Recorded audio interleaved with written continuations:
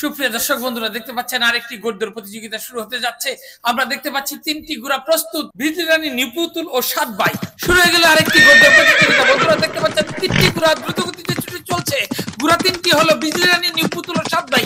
অসাধারণ একটি ঘোড়দৌড় প্রতিযোগিতা। আমরা এই মুহূর্তে দেখতে পাচ্ছি দুটি ঘোড়া হাড্ডাহাড্ডি লড়াই করে চলছে, সাত ভাই ও বিজলি রানী। আর ঠিক তার পিছনে রয়েছে নিপুতুল ঘোড়াটি। আপনারা দেখতে পাচ্ছেন 13 নম্বর সাবের ঘোড়দৌড় প্রতিযোগিতা। আমরা আছি সুনামগঞ্জ জেলার সাতক থানা শৈশবরা মাঠে, গ্রাম বাংলার ঐতিহ্যবাহী ঘোড়াদৌড় প্রতিযোগিতায় এই মুহূর্তে দুটি ঘোড়া সমান তালে চলছে। সবার আগে এগিয়ে রয়েছে সাত ভাই ঘোড়াটি, ঠিক তার পিছনে রয়েছে বিজলি রানী ঘোড়াটি। আমরা এই মুহূর্তে দেখতে পাচ্ছি গোরসার সালমানের দক্ষতায় এগিয়ে রয়েছে সাত ভাই ঘোড়াটি, ঠিক তার পিছন থেকে হানা দেওয়ার চেষ্টা করছে বিজলি রানী ঘোড়াটি। আপনারা দেখতে পাচ্ছেন চমৎকার গতিতে ছুটে চলছে দুটি ঘোড়া। এই মুহূর্তে এখনো হাড্ডাহাড্ডি ভাবে চলছে। দেখা যাক শেষ পর্যন্ত কি হয়। আপনারা আমাদের সাথেই থাকুন।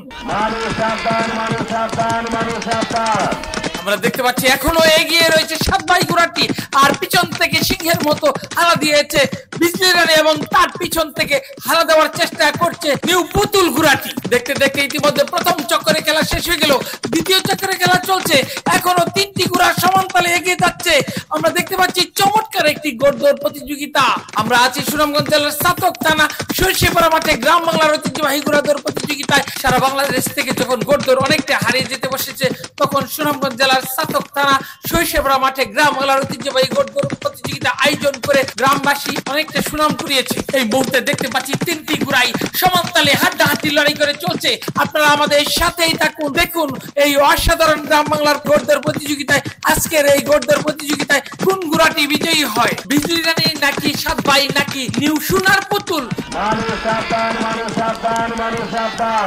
আমরা এই মুহূর্তে দেখতে পাচ্ছি এখনো এগিয়ে রয়েছে সমান তালে হাড্ডাহাড্ডি লড়াই করে চলছে।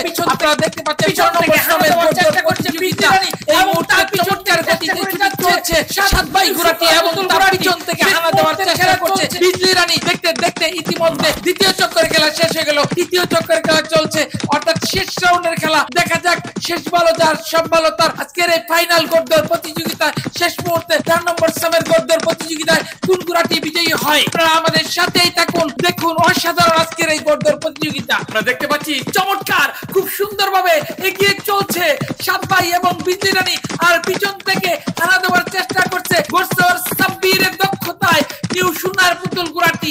এখনো এগিয়ে রয়েছে সাত ভাই ঘোড়াটি, আর পিছন থেকে চমৎকার গতিতে হাড্ডাহাড্ডি লড়াই করে চলছে বিজলি রানী ঘোড়াটি। গোরসার সাব্বির, তুমি উজান পাটে লাগাও, দেখাও তোমার কারিশমা। তোমার ঘোড়া নিউ সোনার পুতুলকে এগিয়ে নিয়ে যাও এবং প্রথম স্থান অধিকার করার লক্ষ্যে এগিয়ে যাও। আর আবু হানিফ, তুমি দ্বিতীয় স্থানে নয়, তুমি প্রতিযোগিতায় প্রথম স্থান হওয়ার জন্য লড়ে যাও এবং বিজলি রানী ঘোড়াকে বিজয়ের লক্ষ্যে নিয়ে যাও। আর সালমান, তুমি শেষ মুহূর্তে চমক দেখিয়ে বাজিমাত করে চ্যাম্পিয়ন হও।